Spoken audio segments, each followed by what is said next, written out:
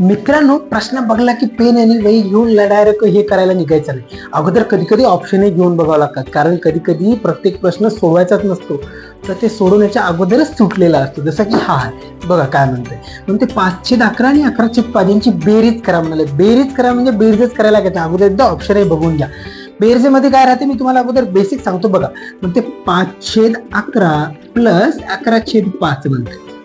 तर जेव्हा किंवा अपूर्णांकाची बेरीज होते तेव्हा असं क्रॉस मल्टिप्लिकेशन राहते, याचा गुणाकार आणि याचा गुणाकार, म्हणजे 5 x 5 प्लस हे 11 x 11, तर 11 x 11 भागिले काय असेल या दोघाचा गुणाकार, म्हणजे 11 x 5. म्हणजे एक गोष्ट कन्फर्म होती, खाली जे येते ते ह्या दोघाचा गुणाकार येते.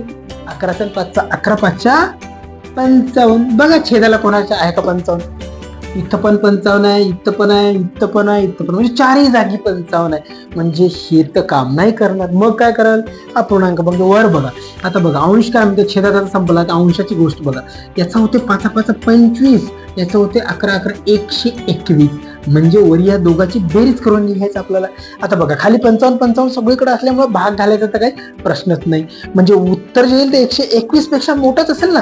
इथे 110 आहे, 121 पेक्षा मोठा नाही, कटला. 16 हा तर खूपच कमी आहे, हा पण कटला. 35 हा तर गेलाच. 146 एकमेव असा ऑप्शन आहे जे तुमचं 121 पेक्षा मोठं होते. सगळं करायची आवश्यकता नाही. जर व्हिडिओ आवडला लाईक, शेअर आणि सबस्क्राईब करायला मुळीच विसरू नका. जय हिंद.